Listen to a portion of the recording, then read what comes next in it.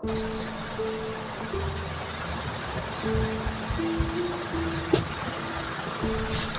गांव था। उस गांव के पूरब एक जंगल था।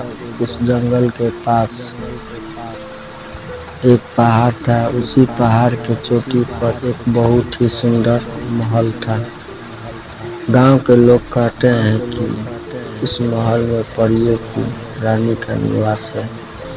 उस महल के पास एक झरना है। कहते हैं कि उस झरने की पानी बहुत ही साफ और बहुत ही मीठा पानी आता है। उस पहाड़ के नीचे एक पीपल का पेड़ है।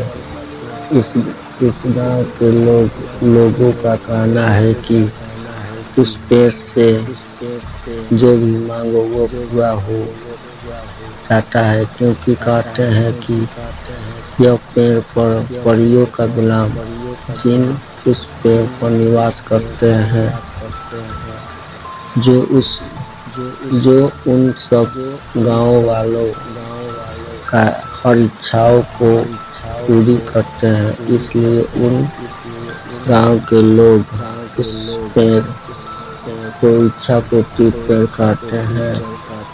उस गांव में राजू नाम का एक शिकारी रहता था, जो बहुत ही लालची और घमंडी था। एक दिन की बात है, राजू जंगल में चिड़िया पकड़ने जाता है, लेकिन उसके हाथ में एक भी चिड़िया नहीं आती है।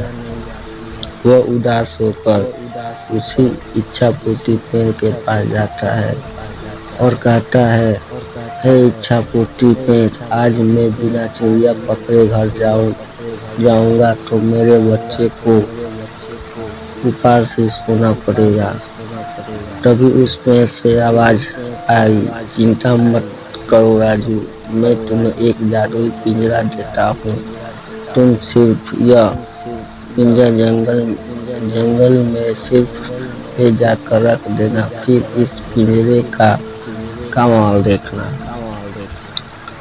और कुछ ही देर में यह पिंजरा चिड़िया से भर जाएगा। जैसे ही इतना बात पेड़ ने बोला और राजू के सामने एक बहुत ही सुंदर पिंजरा प्रकट हो गया। और पेड़ ने बोला, राजू, यह पिंजरा दिन में सिर्फ एक ही बार काम करेगा और अगर तुम इसे दोबारा प्रयोग करोगे तो यह पिंजरा नष्ट हो जाएगा और तुम्हें कुछ भी नहीं मिलेगा। यह बात को तुम ध्यान रखना।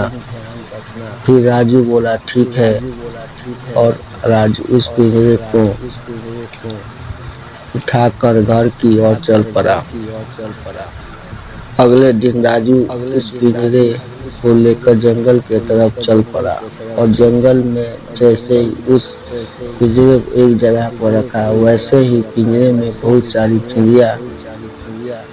चिड़िया से पिंजरा भर गया। ऐसा देखकर राजू के मन में लालच आई और वह सोचा, क्यों ना एक बार उसे फिर से उपयोग करे। यह सोचकर राजू जैसे ही पिंजरा रखना चाहा, वैसे ही पिंजरा उसके हाथ से छूटकर जमीन पर गिरा। वैसे ही वो पिंजरा नष्ट हो गया और सारी चिड़िया आजाद हो गई। इसलिए कहते हैं कि ज्यादा लालच करना बुरी बला है।